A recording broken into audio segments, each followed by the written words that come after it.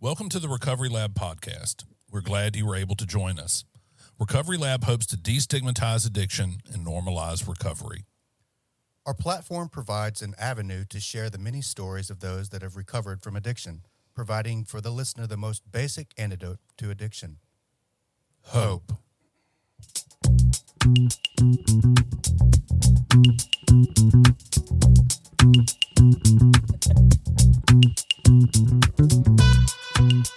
All right, everybody. Welcome to the Recovery Lab podcast. My name is Daniel Anderson.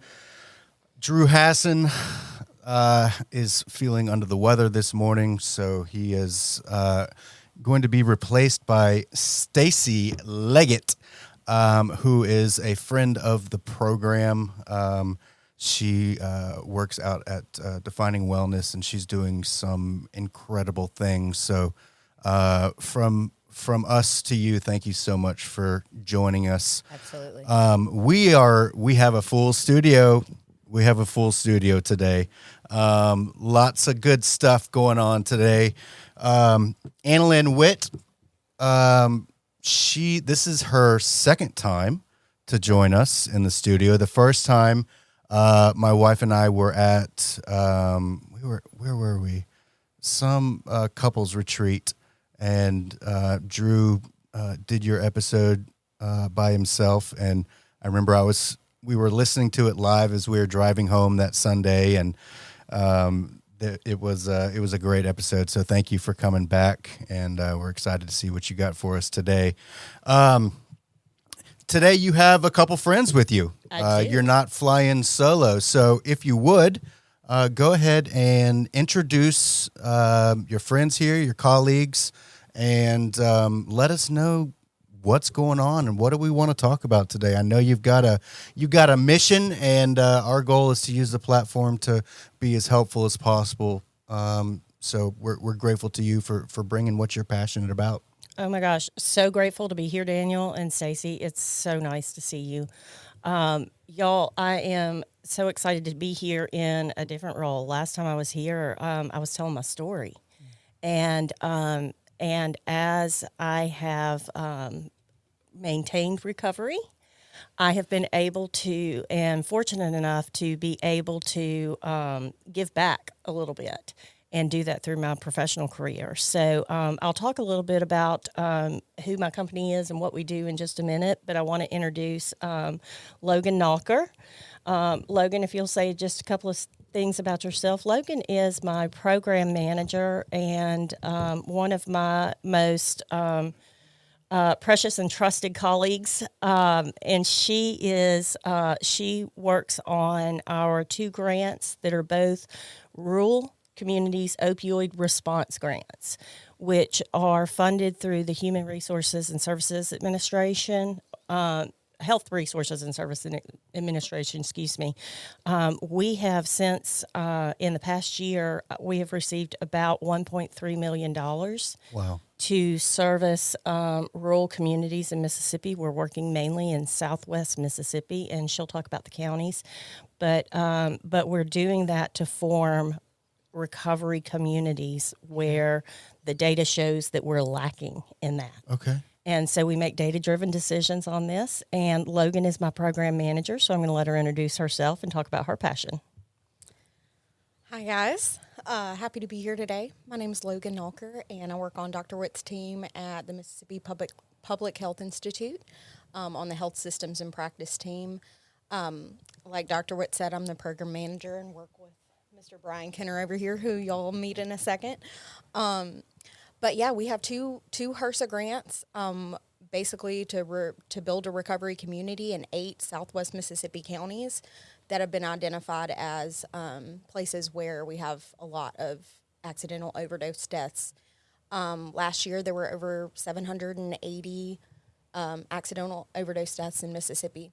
Golly. And a lot of those were in rural communities just due to the difficulty in access to care, stigma. So we have a lot of good stuff coming out, including community distribution of fentanyl test strips, as well as naloxone. A lot of people know that as Narcan, a life-saving overdose response drug. Yeah, absolutely. It's a game changer. Yeah. Yeah. So through the grant through HRSA, we can distribute this free in the community. We work in 8 counties in Southwest Mississippi: Adams County, Amite, Claiborne, Franklin, Jefferson, Pike, Walthall, and Wilkinson counties. And just doing some overdose response efforts there under Dr. Whitt's direction. So Wonderful. Nice to be here today. Yeah. Thanks, Logan. Yeah, thanks for being here. And Brian Kenner is our program specialist that works with us, who just also went through certified peer support specialist training. So so Brian and I both have some lived experience in the space, and we wanted to make sure that, or I wanted to make sure as the director that I hire people who have been there, done that. Yeah. Absolutely. And so Brian, I'm so grateful that he joined our team. Back in August, September, November. That's right. Time flies. I just think it's been longer. Yeah. Tell us about yourself, Brian. That's right. Well, thank you. I'm glad to be here with all of y'all who are actually familiar faces. You know, I moved to Mississippi from New Orleans, and it was probably one of the best decisions I ever did. I had a serious case of Peter Pan syndrome, and it was time to grow up. And everything just kind of worked out as I stayed in Mississippi, met some wonderful people. I really just submersed myself in the recovery community. I'm so excited to be part of Mississippi Public Health Institute, program specialist there. Excited about the overdose grant for naloxone and fentanyl test strips, and also Southwest SWOAR, building that recovery community in those 8 Southwest counties. Can I talk about the consortium meeting? Well, let's talk about it in just a minute, because I want to tell the crowd about MSPHI. Yeah, but absolutely. we definitely need to talk about that. Yeah, but it's been a while, 6.5 years. It's been good. And I just am so grateful to have met such wonderful people, Dr. Whitt and Logan and you. I remember you. Yeah, I gotta say, man. You came to speak. I mean, I just to give you a little bit of background. I don't know how long ago that. Maybe over a year, most definitely. Wouldn't you say? Yeah. But I went out and gave my story at Defining Wellness. I guess about a year ago, and I pulled up to the gate and pulled through the gate, and this old cat came and met me at my car and walked me through gave me a little bit of a tour through the facility and through the kitchen area, and then we went over to the group room where we had the story. And I just remember, and it's so crazy how God kind of works and brings people back in your life, but I remember just having this sense of, this guy's here for the right reasons. Mm-hmm. This guy doesn't have ulterior motives. His heart is clean, and he wants to help and love people. Those were the 4 things that really came to mind when I crossed paths with you, homie. You know what I'm saying, bro? For real, y'all. Come on now. With you, I'll speak like a gentleman, or try to at least. But you made an impact on my life and the few minutes that you and I conversated. So the mere fact that AnnaLyn has landed you on one of her teams, I'm incredibly jealous of you, because this guy is an incredible human. And my hope and prayer for you is that you don't lose that, and that you stay Brian, and you don't ever change, because Brian is an awesome freaking dude. So I am honored to have you in the studio today. This is one of the great things that I love about doing podcasts is God bringing incredible people into your life. It's just great. So my heart is very warm today. All right. So, and Stacy, you have you can chime in whenever. Okay. We're getting into a point where, you have a tremendous amount of personal experience as well as professional experience. You've been through graduate school. You graduated from Mississippi State, and you were, just just a little bit of background. You were on one of my other clients' podcasts last night, and you're actually going to be the co-host of that podcast, the Black Sheep Recovery Warfare podcast. And I was blown away by your professionalism and your heart and desire to help other people last night as well. So when Drew sent me a message or called me this morning and said that he was sick, it was immediately, okay, let's call Stacy and see if she's willing to do it. So thank you for stepping up to the plate and covering for Drew. So let's talk a little bit about what your mission is and what you want to do. And like I said, Stacy, you hop in whenever you want. Okay. This is you're part of the team now. You're part of the family. So I want to tap into your experience, your professional experience, because you have something that I don't have, which is, you have studied, a lot. You nearly lost your sanity in grad school. And my sobriety. And your sobriety. So you've sacrificed everything in order to gain the knowledge that you've got now. So Yeah. I honestly feel like I should shut the heck up and let you talk more than me. But let's talk a little bit, AnnaLyn, about what your mission is, what you're doing, and how we can get your message out. Yeah. So again, so grateful to be here. So grateful to be here. And I invite any questions, y'all interrupt and ask us questions as we go forward, because one of the things that I know that I do is I get into the weeds of what we're doing, and I'll start using acronyms and stuff that I may forget to spell out. So Progress, not perfection. yes. So I know that I do that. But the three of us work for the Mississippi Public Health Institute. Okay. And what do you do? And so I am the director of health systems and practice. I was promoted into that position last January. So one of the things to keep in mind is the massive growth we've experienced at MSPHI since last January. Our mission at the organization is to improve the health of Mississippians. Yeah. Okay, so that's big. That's a big. That's a big chunk. Yeah, that's a big chunk. That's a lot. That's a big chunk. So we have 3 departments over there right now, and we focus on community health, maternal and child health, substance use disorder, prevention, intervention, and control. And then my department, which is health systems and practice, that pulls all of those systems together to make an impact on Mississippi's health. So the two programs that we're talking about today are, like I said, funded through Health Resources and Services Administration federal funds to rural communities in an opioid response. And so this is part of a greater nationwide effort to curb opioid overdoses, accidental overdoses, fatal and non-fatal. And we work with, and the substance use disorder unit or department at MSPHI has several other grants. They work closely with the Department of Mental Health in order to distribute naloxone or Narcan, as we're known by the name. Right. But I got in my recovery really interested in how can we create more recovery communities, reduce stigma, and make this just a normal conversation of how can we help people, because as we all know in this room, addiction or opioid use disorder, substance use disorder, as it's now called, is it's pervasive and it's comorbid. I mean, most people that have any kind of use disorders also have mental health disorders. Right. It's usually a coping skill. I mean, I know that's been the case for me. Yeah.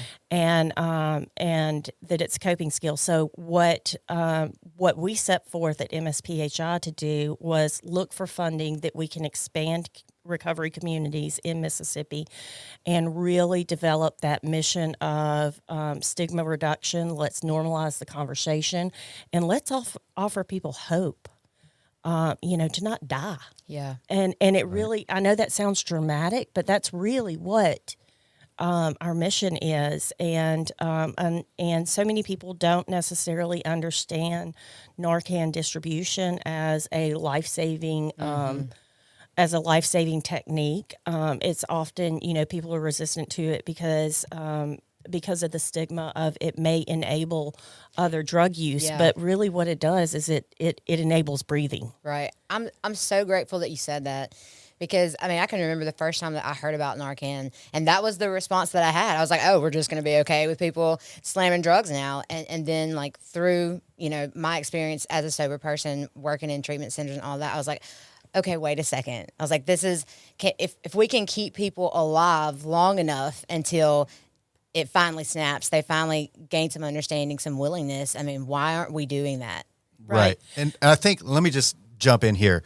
So, you know, Paxton P, countless tries at sobriety, right? He went to numerous facility after facility after facility and never got it. And it was that last time that it finally clicked. So what Narcan does is it gives someone the opportunity to have that one last chance, right? Yes. They may, you know, I know people that have overdosed multiple times and then it finally stuck. And without being able to be brought back to life, and they had, you know, Narcan was used to bring them back. Without that, they would have, they wouldn't have had the opportunity. And some of those people are doing some incredible things today. And that wouldn't have happened if there wasn't something there that could bring them back to life and give them that one next shot. Yep.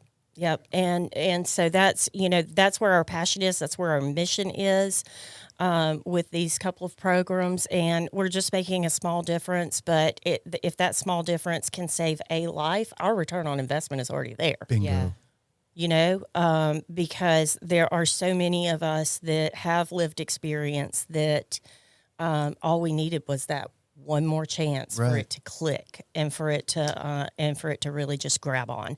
And so I'm so thrilled, and I've been fortunate enough through MSPHI, and the leadership has been incredibly supportive of our efforts and everything that we're doing, that the leadership has allowed me to build this team that you see here that I call one of my gifts of sobriety. Yeah. And because I wouldn't have known Brian. Logan makes it unbelievably easy for me to be a woman in sobriety in a professional setting, and be able to pay attention to some of those needs when we're not having a good mental health day or something like that. And we want to be able to expand that to other people throughout our professional careers, but also just as humans, that, hey, let's take the time to get to know each other and to really focus on this opioid epidemic that strikes Mississippi. It strikes the entire nation. So let me tell you a little bit about the two programs, and then I'll be quiet and let them talk a little bit more about the activities. Brian's already mentioned the consortium. Yeah.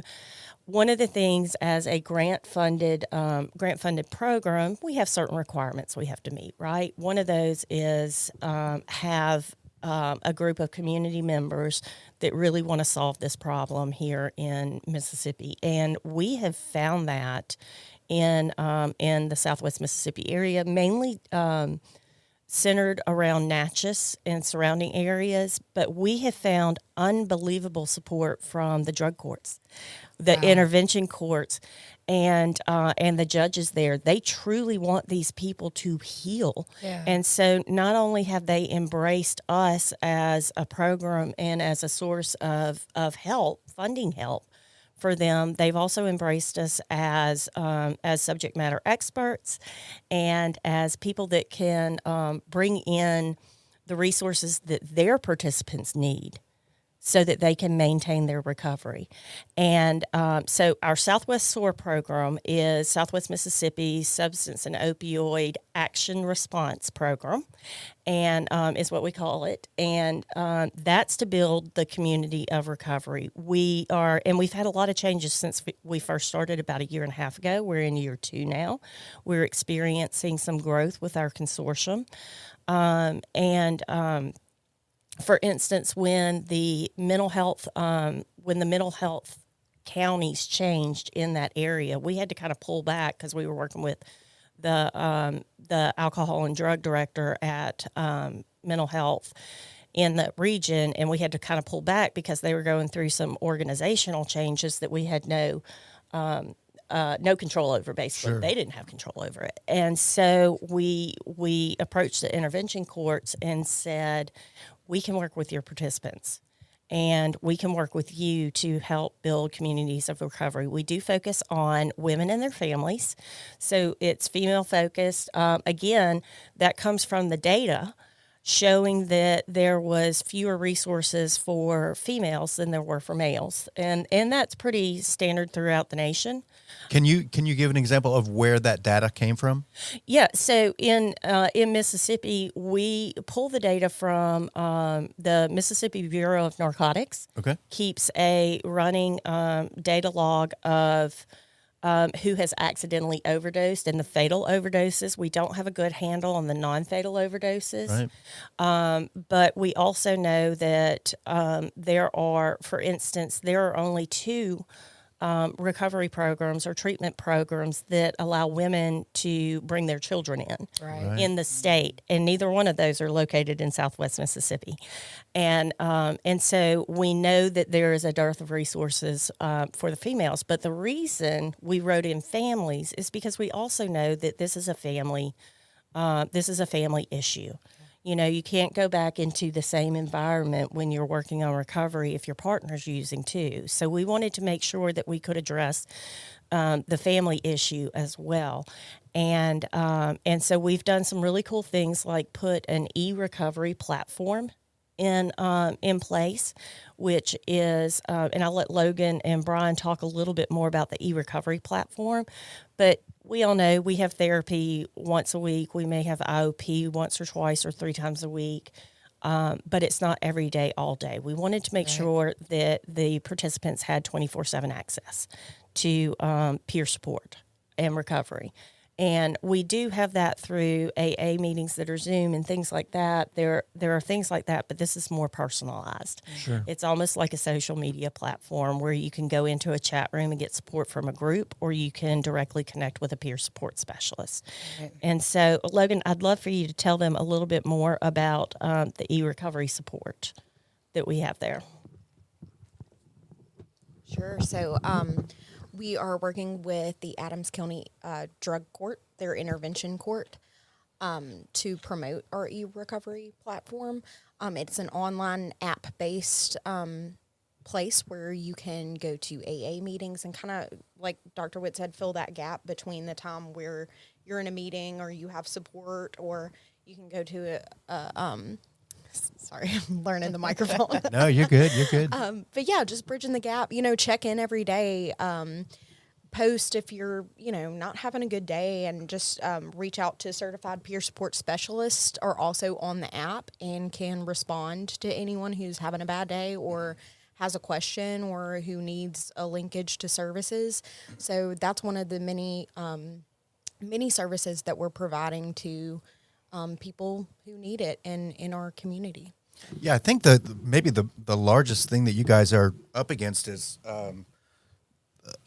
people not knowing that this is available to them. Right. When I was in early sobriety, this time I had run the course. I knew that, look, I need to sit fully down into recovery and I need to get involved. But before, I just kind of spun around on the outside of the rooms and ultimately wound up getting drunk and high again. So I think it's incredibly wonderful what you guys are doing, that you guys have created this to where someone in early sobriety, and you guys have to do your job. You have to get the word out there that this is something that's available. But once people latch onto this, I think it could be a game changer, an absolute game changer, because you're never alone. Right. You're never alone. And it really is all about connection for me. And I'm sure anybody Bingo. that spent time at Defining Wellness, you've heard the opposite of addiction is connection. Right. And I was like, I jumped right in because that was the first time that I had heard that. And I was like, that is completely accurate. Like, Right. I love that. And we really are. We're just moving towards, it's a generational thing where it's easier for someone to trust. I can't see you. I don't know you. Hey, I'm struggling, through an app, through text, than it is to kind of do that face to face for a lot of people, especially with the shame piece and I'm afraid of judgment and I'm supposed to be in this important role and nobody needs to know that I'm struggling. So to have an avenue for those people. That's incredible. Right. Yeah, one of the best things about the e-recovery platform is it's not restricted just to the drug court participants, and so I really want to get that message out there because it is while it's under this grant, MSPHI and HRSA, we're paying for it, so it's free for anybody to use. All they have to do is have a smartphone to download it and get in touch with one of us. Is there a link that you could provide or some way that we can download this, or we can add it to the show notes after this? Yeah, if we you have a guys will QR get code, that. don't we? Yes, we have a QR code. Okay. If you're interested in it, email us at SWSOAR, Southwest SOAR, at msphi.org, and Brian and I will get you hooked up on the app. And it's powerful that you said that about connection, because the name of the app is Connections. Wow. So we would love to, sign people up. Anybody who needs it. It's reach totally out free. Totally free. Totally free. Through this grant. So SWSOAR at msphi.org. Just email us and we'll hook you up. And I'll make sure you love it. have all that, Daniel. Yes, thank you. And I love that. I love also that you said the opposite of addiction is connection, because for how many years have I heard that? And I'm only speaking for myself here, but in recovery, I'm having to learn to connect with people in a different way, which means being vulnerable. Yeah. And trusting other people, where I've had hard. It's very hard. It's one of the things that I work on regularly in therapy, and so it is a lot of times a lot easier to connect over the internet, because you don't have to put on a front. I don't Yeah. have to be Dr. Whitt if I'm on Right. Connections. Yeah. Right. I can just Right. be a girl having a hard day. I can be a girl Yeah. having a hard day, I and love those that. happen. And those happen frequently. Well, You it's know? like, even as a therapist, I go to AA meetings, and half the time there's 3, 4, 5 clients, and so I want to talk about, hey, I kind of want to smoke crack today, and I can't, because then Yep. So it's incredible to have a way to do that. Yep. And so we hope to be able to expand this with additional funding sources to other counties. Right now it is restricted to somebody who's living or working in those 8 counties that we mentioned. We are seeking permission to expand to Pearl River County, by the way. I just wanted to mention that. We do have to get permission from the Fed, since it's a rural grant. We have to make sure it serves rural areas. But especially with the most recent report that I saw from the Mississippi Bureau of Narcotics, Pearl River County needs a lot of what we can offer. And then also kind of watching our time, I want Brian to talk about our naloxone distribution and our plans for that, as well as fentanyl strips. Now, one of the things I want to say about fentanyl strips is, and this is something that my colleagues learned when it was just decriminalized, where fentanyl strips are not considered paraphernalia. Right. It used to be that Just about 4 months ago, wasn't it? back in 5 July. months? July. Okay. So it used to be that these little test strips, which literally test for the presence of fentanyl, It's insane. Wow. synthesized or not, in the presence of drugs. And how many stories have we heard across the nation of somebody smoked weed, but it was laced with fentanyl, so they died. I hear First it time, every day. first time Hear it doing every Yeah, day. it. I would right? be dead today if I was still using. Yeah. There's no doubt. Yeah, and so these strips allow you to test your drugs for the presence of fentanyl. Again, this is, and a lot of people don't like the term harm reduction, but again, it's a way to save a life. Right. And if we can save that life, we can pull them into the recovery community, or as I like to say, the hug of recovery. Right. And before I throw it to Brian, I'm looking at the comments, and I want to say shout out to all my friends that are commenting right now. Dawn, Nupsius, tell Michael I said hey, and Drew, thanks for tuning in, you guys. I love you guys. But Brian, talk a little bit about, number one, I approached Brian when I knew we were going to need a program specialist and somebody to actually handle the distribution of our naloxone and stuff like that. And I approached Brian and I said, look, I really want somebody with lived experience. And you were talking about how phenomenal Brian is. He asked me, we had lunch, he said, why me? And I said, passion and trust. I feel that. Now, Passion and trust. before you jump off, we're going to have a quick word from our sponsors.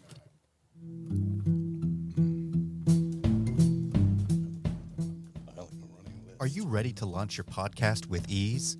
Let Audio Alchemy Productions elevate your content with our state-of-the-art 4-camera studio and top-tier audio production. Focus on your message while we handle the rest. From recording to distribution on all major platforms. Whether you're a brand, an influencer, or a storyteller, let's amplify your voice. Contact us at 601-672-6591 and start your podcast journey today. All right, special thanks to Audio Alchemy Productions for sponsoring this episode. Brian, let's hop in, buddy. What's up? Talk to us, my man. You've been awfully quiet back there. Talk to us now. It's my natural gear. That's all right. Make sure you keep that mic right up there. There you are. Well, AnnaLyn's tasked me with, really compiling a list of where good places to distribute naloxone fentanyl test strips would be, and community health workers, volunteer fire stations, churches, which we hope can find some in each county that'll be real champions with getting this out there. But really, I just want to make a call to any kind of healthcare worker, organization, healthcare organization. If y'all are interested in naloxone, if y'all are interested in fentanyl test strips within those 8 counties, reach out to us. I believe Logan said it, SWOAR at msphi.org. Still in the process of compiling a list. We're about to, in the future, when I get AnnaLyn's go ahead, to start reaching out, and making calls and seeing if this is something that people would be interested in, and taking charge on it within their local communities. Yeah, absolutely. It's a community effort. I mean, it's got to be. You got to have the support of the community. Otherwise, it's a community it's effort. a lot more difficult. And, a lot more difficult to get things done. And I mean, I would like to think that they, people would want to have it, but I mean, collaboration can be difficult sometimes. Sure. So we're prepared and we're excited. Excited. So, I was thinking, because, I had to leave here to get sober. It's like the Jackson area wasn't really working for me when I was trying to get sober.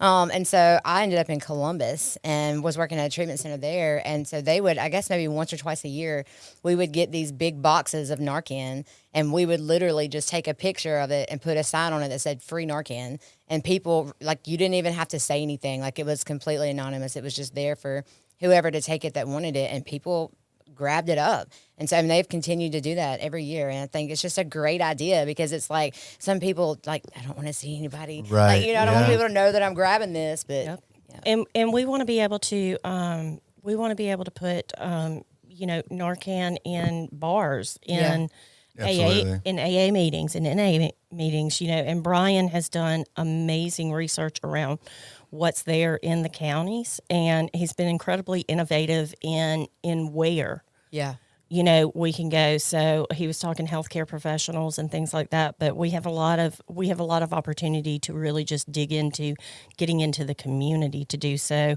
One of the ideas that we have is to have a kiosk that has these kits. I want you to describe what's in the kits, because this is so cool. Is this why you got? Yeah. Okay. I'm ready. Good. All right, let's do it. This is Logan's baby, and I couldn't be prouder. So, because of some of the stigma around community distribution of naloxone in our 8-county area, Brian and I have come up with this really cool idea as to make Narcan and naloxone something that you just have in your medicine cabinet, something that's you have Band-Aids, you have Neosporin, you have an inhaler, you need Narcan in there as well. Hopefully you'll never have to use it. Right. But what if you can save a life? Absolutely. Or save a life of one of your friends, or have fentanyl test strips if you're going somewhere that that people are using just to test drugs. So what we've come up with is an overdose response first aid kit. Ooh, and that sounds awesome. And these are going to be completely free in the community. like they said, we're going to have them in bars. We're going to have them in local spots. Brian's come up with a good list of places in the community where we're just going to have them to hand out. And again, if you live or work in some of these communities and have a hotspot area that you would like to reach out to us and tell us about, we'd love to place them there. But their bags, they contain 2 doses of 4 milligram naloxone, fentanyl test strips, Band-Aids, hand sanitizer, CPR masks. What else is in there?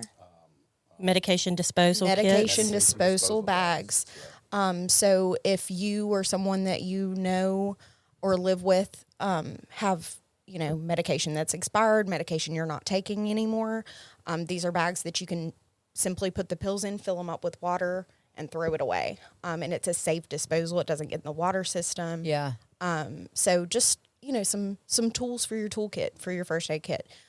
So that's one way that we're kind of community distributing naloxone without the stigma. That's incredibly smart. Absolutely. Does naloxone, does it ever expire, or what's the shelf life on? I mean, with EpiPens, they go bad, and what's the shelf life of Yes. naloxone? There is a shelf life. I believe it's 1.5 to 2 years, Okay. depending on, there's different brands of naloxone. Sure. Narcan, I believe, is around a year. Y'all have to fact check me on that. Yeah, no worries. But different brands are different. But you can continue to reach out. If you don't reach out to us, if you live outside of the 8-county area that we're talking about, you can go to odfree.org. So if you think your naloxone might have expired, you go there and you can request a free shipment of naloxone to your house if you think that's expired. And what was the other question? So OD free. Expiration.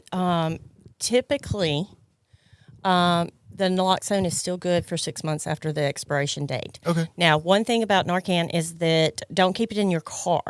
Okay. Because it reacts to heat. It'll be deactivated for heat. And I didn't know that. Yeah. I didn't either. And so odfree.org, you can go there now. Anybody in the community can go there, and you put in your information, name, address, things like that. Are you ordering for a second time? That sort of thing. And they'll ship it straight to your house. Awesome. That's limited to just one kit. We're fortunate enough where we don't have those types of restrictions. I think on the OD Free website, and there's also a little training video that we will be pointing people to use. But Narcan is used like Flonase, basically, to give just kind of a simple example. And with the OD Free website, although you have to put in your name and your address and all of that, it's not designed to keep tabs on people. Mm-hmm. That's not that's not the purpose of putting in your information. Number one, we got to have a place to send it. Right. But number two, it's just to collect the data of where is it going and where do we need to fill in the gaps. Mm-hmm. Right. And so we have data analysts behind the scenes looking at the different zip codes of where Narcan has been or naloxone has been distributed throughout the state. Our programs are part of that now. And so the other thing that we can do is use that data to get more funding to distribute to the areas that still need it, that we may be missing.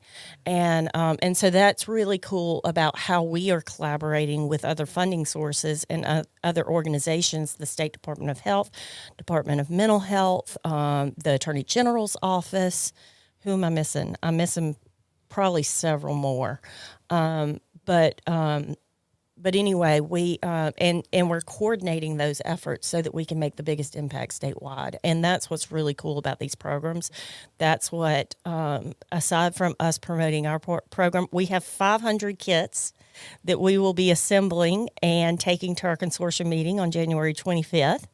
And Brian, do you want to do a quick spiel about the consortium meeting? Because that has been your passion project. Sure, I'll do a quick spiel and correct me if I'm missing anything. But it's really a call for community health workers to people who work in drug court, to the judges who work in drug court, MSU Extension Service representatives, mental health court, and all just to come together and just what can we do for each other to strengthen strengthen the recovery network where y'all work in the surrounding areas in Adams County. And we're just really looking forward to that. We're looking forward to brainstorming. We're looking forward to hear what people's needs are, what the needs are of the community. Do you need more access to naloxone? Would fentanyl test strips be a good thing for your community, for your? And will this be open to anyone in the community? Yes, in the 8-county area, if they want to be a partner, we definitely want to issue that call to action. If you're just interested, like Logan said, we'd like for faith-based community to get involved. They do have the intervention court also received funding to have a mental health court.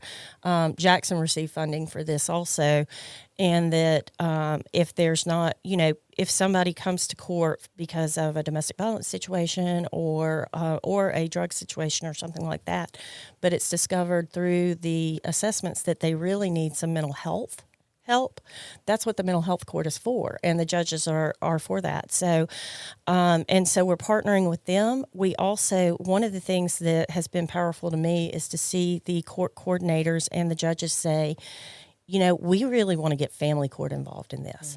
So now we've got family and youth court where we can go upstream and protect people. And y'all have heard the story about going upstream where people kept pulling babies out of the stream.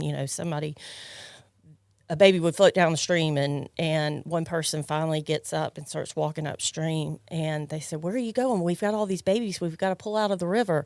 And the person turns around and says, "I'm going to see where they're being thrown in." Yeah. And That's so good. I love that story, and I can't ever remember who to attribute it to, but that's what we want to do. We want to go and find where we can make the biggest impact and stop the epidemics of deaths. The family piece is so incredibly important. And I think a lot of times people are like, oh, what's your problem? Why are you doing all these things and causing all these, issues for the people that you care about? But, we always talk about addiction as a family disease. Absolutely. We all have these different roles that we play in maintaining the addict's addiction. And it's kind of hard to communicate that to family members who are like, oh, we love them, we're trying to help them, but we kind of all have a part in that. And so we can't just, like you said, treat the addiction of the one person and then send them back into an environment that is, unhealthy. Communication, boundaries, all the things are not really where they could be, because then it just, the cycle repeats itself. Right. So We can, but it's not very effective. Right, that part. And I actually have a really good success story, case study, and we'll share be it. talking about this at our consortium meeting on the 25th in Natchez. That we had a participant who went in for a random drug test and she failed it, and so the coordinator got in touch with Brian and said, hey, can we send her to treatment? Because our grant funds do allow us to send somebody who does not have the financial means. If they're a court participant, we can be the payer of last resort, basically. Yeah. And we can't just offer that to anybody because the money's finite, unfortunately. But if I had all the money in the world, but essentially what happened with this participant is she was back in a family environment. And when I say family, I'm not talking about just blood relatives, the family you choose. She went back into a family environment that wasn't conducive to her recovery. And so the court coordinator cares this much and believes this much in this particular participant and in all his participants, that, he advocated, let's do this. We know that she and her family, with wraparound services, with what we're offering here, that if we provide the right support, we can help her get this. Right. And how cool is that? Yeah. Yeah, that's awesome. How cool is that to be a part of? beautiful. I'm pretty stoked. Yeah, that's incredible. I mean, you guys are doing some incredible things right now. This is work that matters.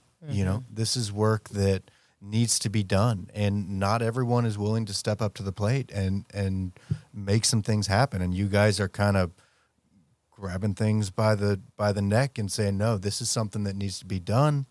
We're going to step up to the plate, and we're going to ensure that happens.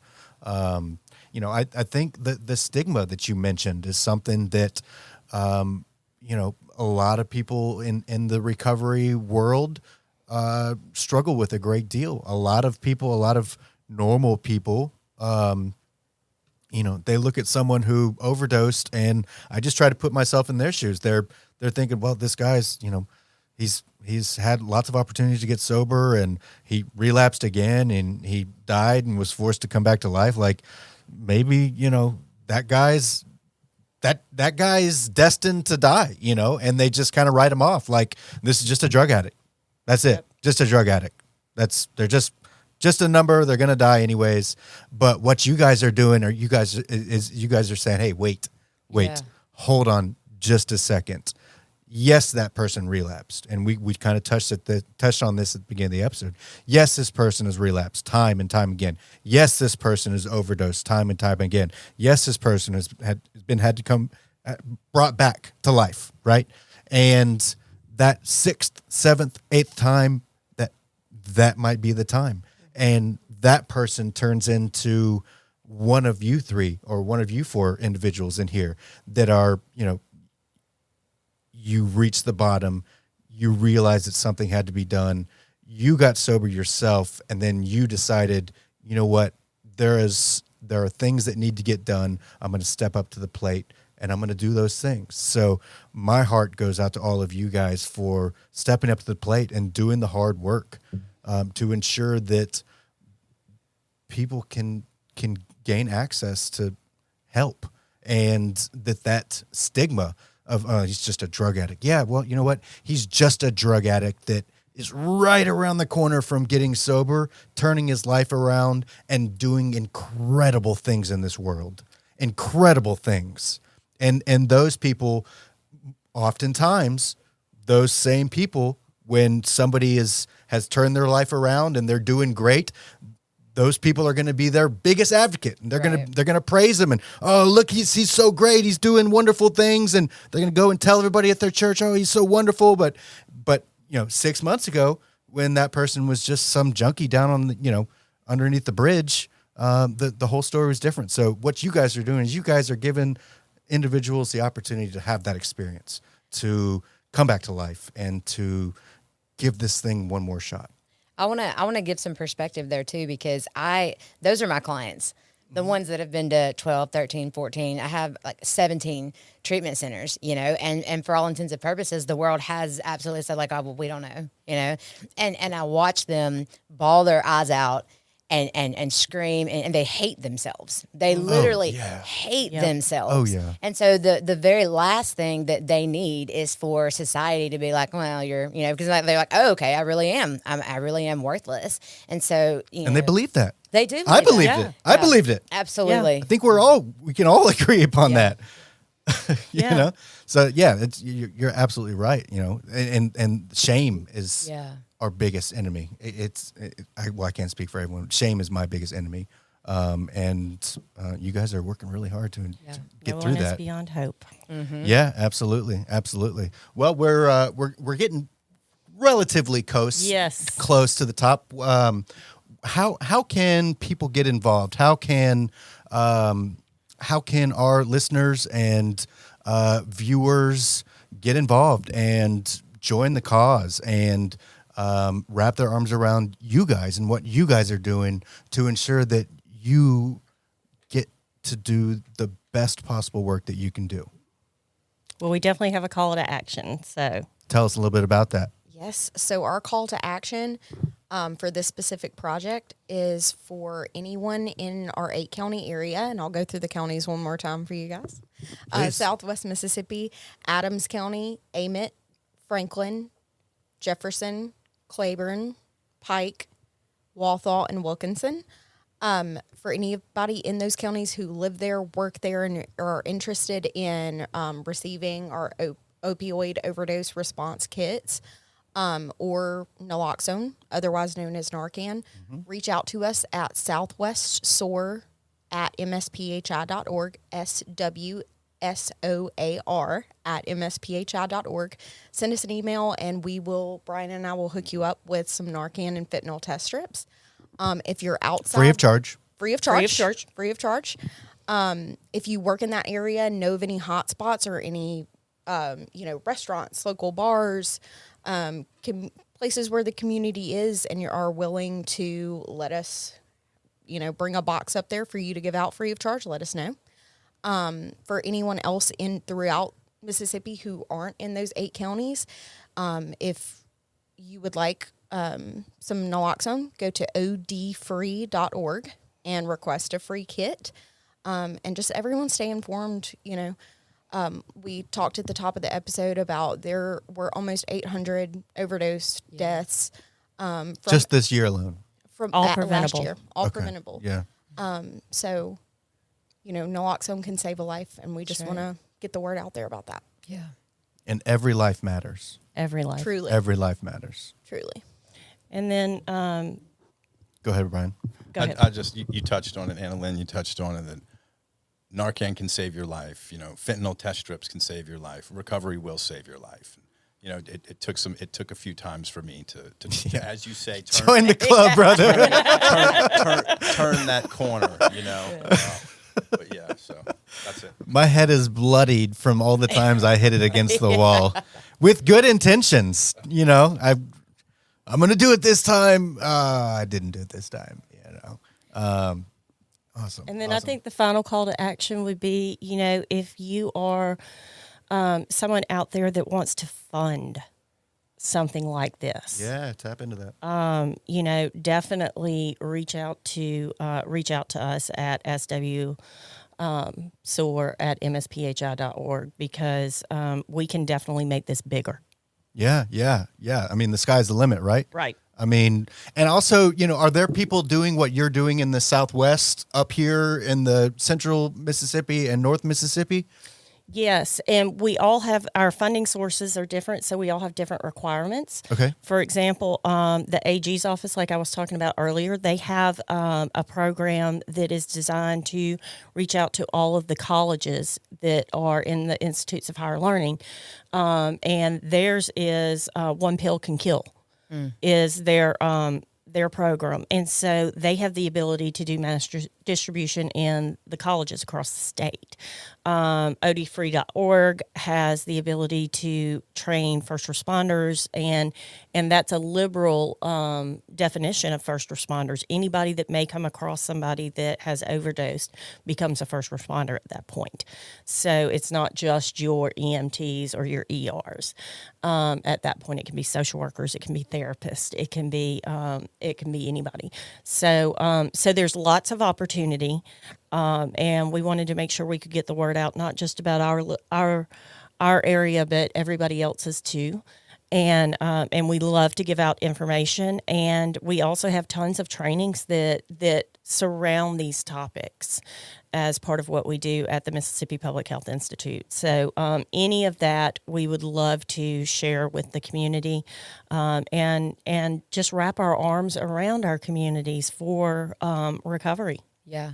I'm so grateful I got to be a part of this. And, you shared when we first all sat down that, you guys have some lived experience in this. And I love to see our recovering folks step up and do big stuff like this. But especially for the work that you're doing and the passion and the genuine, hey, I really care about this. It just exudes from you guys. Right. It's so obvious that this is your calling, and this is really, y'all are going to do big things. And I'm just grateful to see hey, let's take, and here's the truth of recovery. The worst things about us can become the best things about us. Right. And y'all are kind of walking examples of what that looks like. Yeah, absolutely. Our worst experiences, while they are unbelievably unfortunate and sad, all of those things, yes, absolutely. When we get and stay sober, all of those negative experiences then become profitable to us, because we can now use those things to help someone else. And therefore, that thing that we did that was awful, egregious, disgusting, repulsive, yes, that was unfortunate, that was sad, but you know what? We made it through that. We made our amends for those wrongs done, and we can now use those experiences to help other people, therefore making those negative experiences profitable. So if you are struggling with addiction, if you are struggling with alcoholism or any sort of addiction whatsoever, and you have caused harm after harm, your wife, your ex-wife, your husband, ex-husband, they hate you. They hate you. You hate you. You hate everything about you. Guess what? I've got a little bit of news for you. Quit digging. Take one step forward. Show a little willingness to do something different. And what you're going through right now, and believe me when I say this, what you're going through right now will one day become profitable to you. Absolutely. And you will then be able to use that to help someone else. So get off your pity pot. Yeah. Yes, you've done some crappy things. You've done some awful, egregious, horrible, disgusting things. I know I have. I can't speak for you, but I was a pretty awful person. Pretty awful person. But guess what? I can now tap into all of those experiences to help someone else. And those experiences now are profitable to me because I can use them to help other people. Yes, absolutely. So we are, God, so we got about grateful. Grateful. 100%. We got about 5 minutes. What I would like to do, we're not going to do Drew's favorite questions at the end of the episode. What we're going to do is we're going to do about 30 to 60 seconds per person. We're going to start with you. We're going to go around. We're going to end with Stacy. I'll go too. What I want is tell me what you're most passionate about and what you would like to see happen this year in 30 to 45 to 60 seconds. Go ahead. I am most passionate about, just recovery in general, but really reducing the stigma around recovery and normalizing the conversation of, just like you said, it doesn't matter if you have done horrible, egregious things. That's a moment. Mm-hmm. That is a pinpoint. Doesn't define you. It does not define you, and you can use it to define your work in the future. Mm-hmm. And I think we've got living examples here in this room, and I'm just so unbelievably humbled and grateful to be among y'all. Yes, I would definitely like to echo that, and just to promote hope for anybody out there who's listening. Hope. It's a powerful like word. Like you said, just to, if you're going through it right now, there is hope. There's a future out there, and we all just have to band together to help each other through our hard times, and we'll get through it. We'll get through it together. Connection. Absolutely.